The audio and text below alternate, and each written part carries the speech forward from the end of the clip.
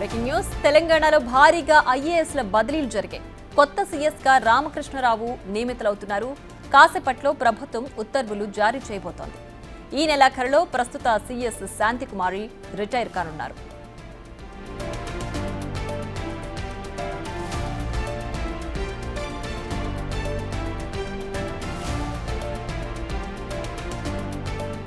తెలంగాణలో భారీగా ఐఏఎస్లు బదిలీలు జరిగాయి. కొత్త సీఎస్ గా రామకృష్ణరావు నియమితులవుతున్నారు.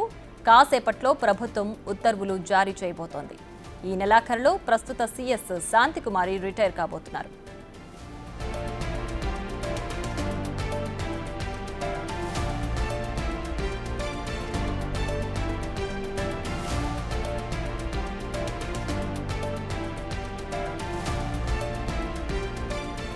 తెలంగాణలో భారీగా ఐఏఎస్లో బదిలీలు జరిగాయి. ఈ నెలాఖరులో ప్రస్తుత సీఎస్ శాంతికుమారి రిటైర్ కాబోతున్నారు. ఈ నేపథ్యంలో కొత్త సీఎస్ గా రామకృష్ణరావు నియమితులవబోతున్నారు. సో దీనికి సంబంధించి మరి కాసేపట్లో ప్రభుత్వం ఆదేశాలు జారీ చేయబోతోంది. తెలంగాణలో భారీగా ఐఏఎస్ల బదిలీలు జరగడంతో కొత్త సీఎస్ను కూడా ఎన్నుకోబోతున్నారు. దీనికి సంబంధించి రామకృష్ణరావు పేరు వినిపిస్తోంది. మరి కాసేపట్లో దీనికి సంబంధించి ఉత్తర్వులు జారీ చేసే అవకాశం ఉంది.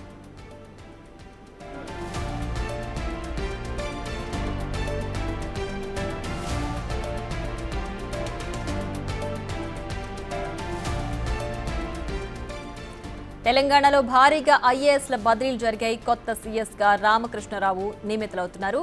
కాసేపట్లో ప్రభుత్వం ఉత్తర్వులు జారీ చేయబోతోంది.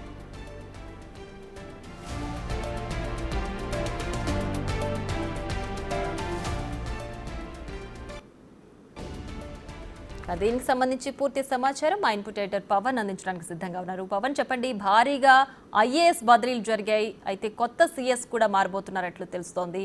దీనికి సంబంధించి ఎప్పటి నుంచి ఉత్తర్వులు ఉండే అవకాశం ఉంది? మరి కాసేపట్లోనే దీనికి సంబంధించిన ఉత్తర్వులు వెలువడే అవకాశం ఉంది. వాస్తవానికి ప్రస్తుతానికి ప్రభుత్వ ప్రధాన కార్యదర్శిగా ఉన్న శాంతకుమారి ఈ నెల 30 తారీఖున పదవి విరమణ చేయనున్నారు. ఈ నేపథ్యంలో తదుపరి ప్రభుత్వ ప్రధాన కార్యదర్శి దానిపైన భారీగా ఊహాగానాలు చెలరేగాయి. అనేక మంది సీనియర్ ఐఏఎస్ల పేర్లు ప్రస్తావనకు వచ్చాయి. కానీ మొదటి నుంచి కూడా ప్రభుత్వం 1990 బ్యాచ్కి చెందిన ఐఏఎస్ అధికారి రామకృష్ణారావు వైపే మొగ్గు చూపింది. రామకృష్ణారావుకి అటు తెలంగాణ రాష్ట్రం ఏర్పడిన నాటి నుంచి ఆర్థిక శాఖ బాధ్యతలు నిర్వహిస్తూ ఉన్నారు.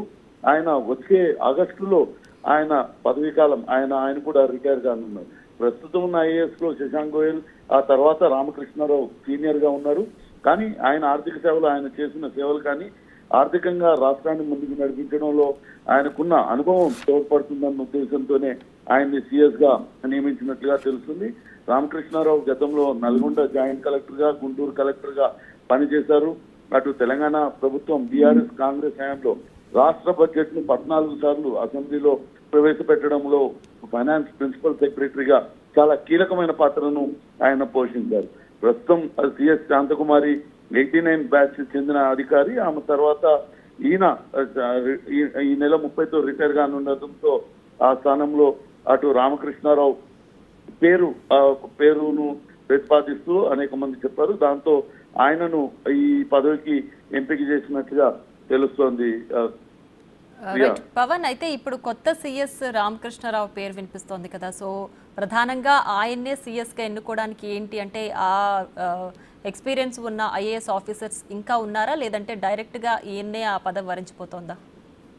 ఖచ్చితంగా ఈయనతో పాటు శశాంక్ మోహన్ తదితరులు పోటీ పడుతూ ఉన్నారు. కానీ ప్రస్తుతం రాష్ట్ర ఆర్థిక పరిస్థితి చాలా క్లిష్ట పరిస్థితిలో ఉంది. తీవ్రమైన అప్పుల ఊబిలో రాష్ట్రం కూరుకుపోయింది. ఇటువంటి సమయంలో రాష్ట్రాన్ని సరైన పద్ధతిలో గైడ్ చేయడంలో రామకృష్ణారావు సేవల వినియోగం అవుతాయని రాష్ట్ర ప్రభుత్వం భావిస్తుంది. ఎందుకంటే తెలంగాణ రాష్ట్రం ఏర్పడిన నాటి నుంచి ఆయన ఆర్థిక శాఖలోనే పనిచేస్తున్నారు. ఇప్పటిదాకా 14 సార్లు అసెంబ్లీలో అటు బడ్జెట్ ప్రవేశపెట్టిన అనుభవం ఆయన సొంతం. కాబట్టి రాష్ట్రాన్ని వచ్చే